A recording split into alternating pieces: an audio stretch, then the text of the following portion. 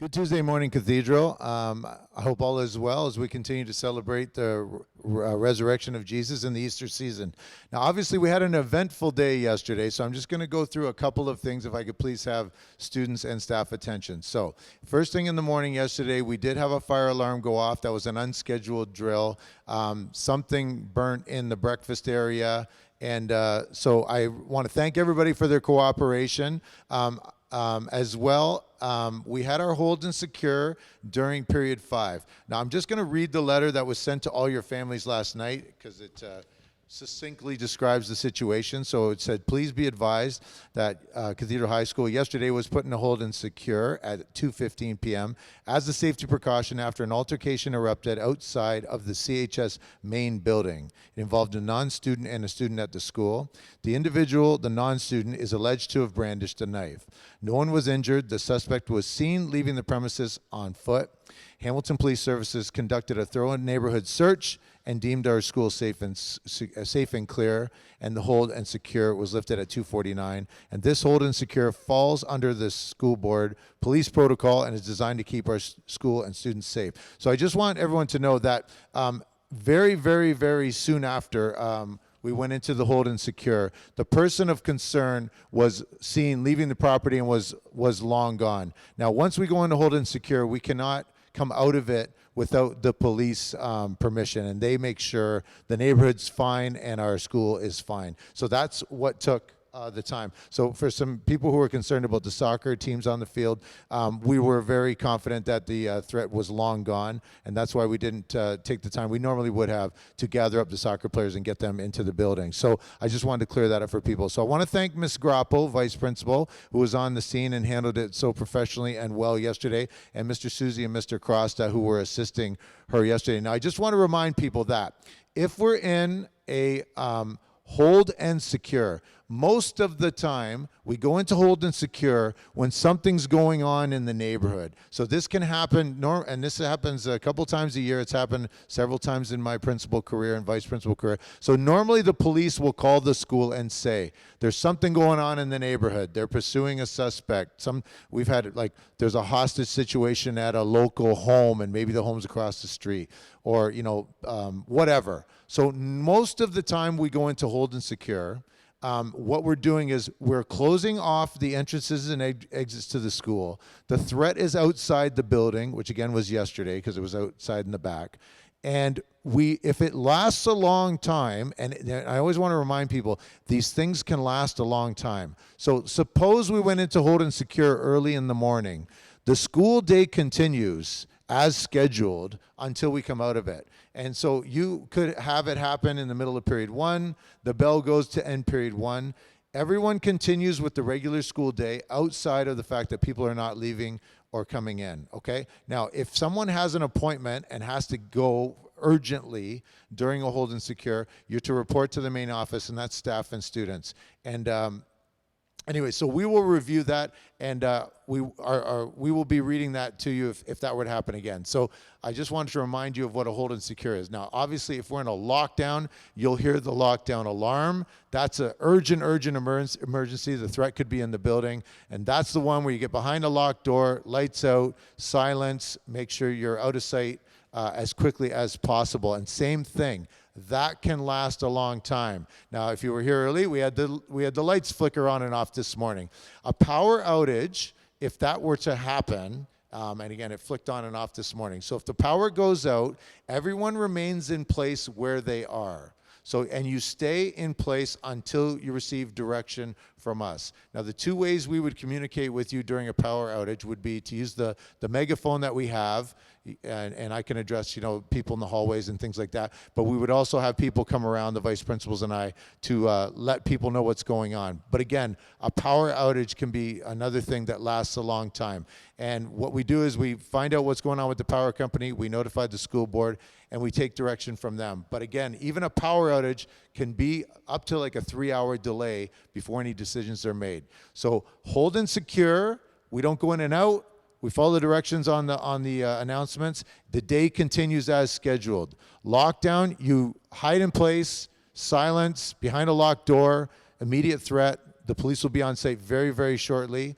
And if it happens to be a power outage, you remain in place, and again, we count on staff to supervise students. And again, a power outage, you do not continue with your day, you stay where you are, and you await direction. So we've had a lot of that going on. We will be having a review with the emergency response team either later this week or early next week. So people who are part of that, we will be reminding you if you're part of that team, and we will be coming around to have a brief meeting and make sure that we know what's going on with that. And again, we thank everybody else. Okay, on a much more positive note, we have sincerely observed an improvement in the uniform. I have to say there were two specific students that I know are frequently out of uniform, and I spotted them yesterday in uniform. And we've also gotten good reports from staff, and our vice principals are pleased with the improvement on uniform. Now, it could definitely be better. And again, students, the deal is that on Mondays, Tuesdays, Thursdays, Fridays, we are in full compliance of the uniform. I look at the 4 students in front of me right now. They're all in full compliance, and I appreciate that. And if we're able to do that, then we can have Spirit Days on Wednesdays. So I'm going to reinstate Spirit Days tomorrow, starting every Wednesday, beginning tomorrow. And once again, I want to remind you that Spirit Day means that in lieu of a uniform shirt, you can wear something that's got cathedral on it. In lieu of uniform pants, you can wear like a Spirit sweat pant from a team or something you bought for Spirit wear. But if you don't have you cannot wear Toronto Maple Leafs gear. We're all happy the Leafs won last night. Long way to go.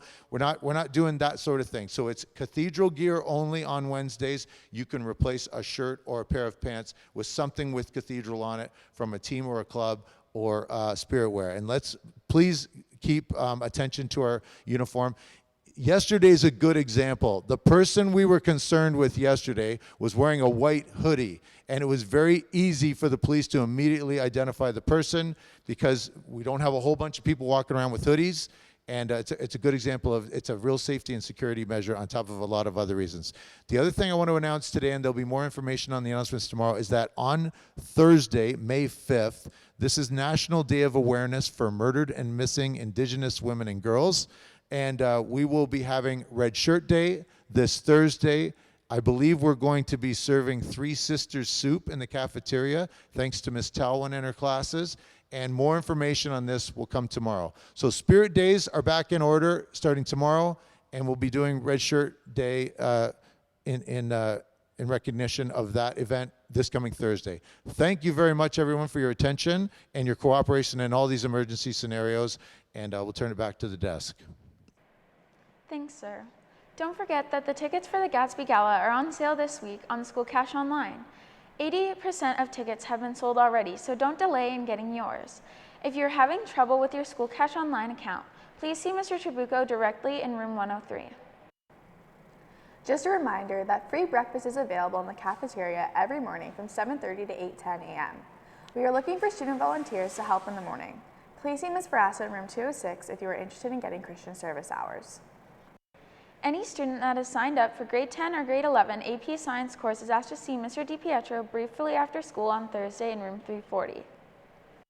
The annual Gale Guides Dodgeball Tournament is back and will take place on May 19th. The cost to participate is $20 per team. If you are interested, form a team of 10 players. Your team must consist of current Cathedral students and must include at least 2 girls and at least 2 grade 9 students. Also, students must have less than 10 absences this semester in order to participate. Team registration forms are available on the board outside room 328 and are due Friday to room 328. See Ms. Daly or Gale Guide if you have any questions. Attention all grade 12 students who have applied to university. Your grades have been processed by the OUAC. Students are advised to log into their online application on the OUAC website to review their academic information on file with the OUAC. If changes are required, students are advised to contact their guidance counselor. Attention to all members of the grad committee. This is a reminder of the weekly meeting this Wednesday after school in room 340. Thank you for Mrs. Simpson. Speaking of graduates, please check the grade 12 LMS page for a link to the graduation profile. Students must submit a profile online in order for them to have the best chance to be considered for the 2022 graduation awards. Any graduates who missed the submission deadline for their grad yearbook quote can email it from their school email directly to Mr. Trabuco at trabucom@hwcdsb.ca by this Friday, May 6th. A message for Cathedral track and field team. There will be a practice today after school in preparation for our meet Thursday. Please see Ms. Verasto or Mr. McPhee if you cannot attend. There will be a non-contact football training session today from 4:45 to 5:45 on the field. If you have any questions, please see Mr. Susie. And lastly, junior badminton players are reminded of the mandatory practices today and tomorrow immediately after school. Those are all of your announcements for today, Cathedral. Unfortunately, the Noway Portable will be closed today. Have a great day, Gales, and thanks for watching.